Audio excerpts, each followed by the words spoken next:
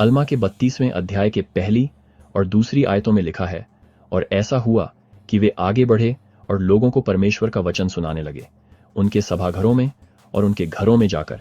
हाँ, और उन्होंने गलियों में भी वचन सुनाया। और ऐसा हुआ कि उनके बीच बहुत परिश्रम करने के बाद उन्हें गरीब लोगों के बीच सफलता मिलने लगी, क्योंकि देखो, उन्हें उनके साधारण कपड़ों के कारण सभाघरों से निकाल दिया गया था। अलमा के 32वें अध्याय की 5वीं आयत में उनकी दुर्दशा का वर्णन है। और वे अलमा के पास आए, और जो उनमें सबसे आगे था उसने उससे कहा, देखो, मेरे ये भाई क्या करेंगे, क्योंकि सभी लोग और खासकर हमारे पुजारी उनकी गरीबी के कारण उनका तिरस्कार करते हैं, क्योंकि उन्होंने हमें हमारे सभाघरों से निकाल दिया है, जिन्हें हमने अपने हाथों से बनाने के लिए बहुत परिश्रम किया है। और उन्होंने हमें हमारी अत्यधिक गरीबी के कारण निकाल दिया है, और हमारे पास अपने परमेश्वर की आराधना करने के लिए कोई जगह नहीं है। और देखो, हम क्या करें।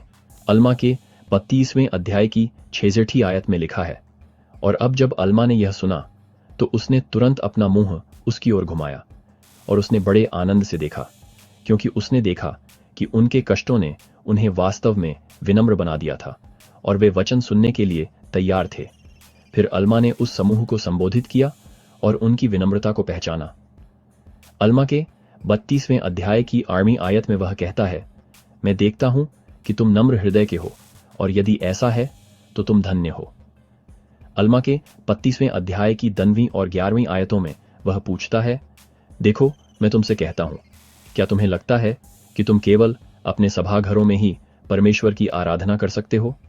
और इसके अलावा मैं पूछना चाहता हूं, क्या तुम्हें लगता है कि तुम्हें सप्ताह में केवल एक बार ही परमेश्वर की आराधना करनी चाहिए? अलमा के 32वें अध्याय की 12वीं आयत में लिखा है, मैं तुमसे कहता हूं कि यह अच्छा है कि तुम्हें अपने सभाघरों से निकाल दिया गया है, ताकि तुम विनम्र हो और ज्ञान सीखो, क्योंकि यह आवश्यक है कि तुम ज्ञान सीखो। अलमा के 32वें अध्याय की 21वीं आयत में लिखा है, देखो, मैं तुमसे कहता हूं कि विश्वास चीजों का पूर्ण ज्ञान होना नहीं है, इसलिए यदि तुम्हारे पास विश्वास है तो तुम्हें उन चीजों की आशा है जो दिखाई नहीं देती लेकिन सत्य हैं। अलमा के 32वें अध्याय की 28वीं आयत में लिखा है, अब हम वचन की तुलना एक बीज से करेंगे।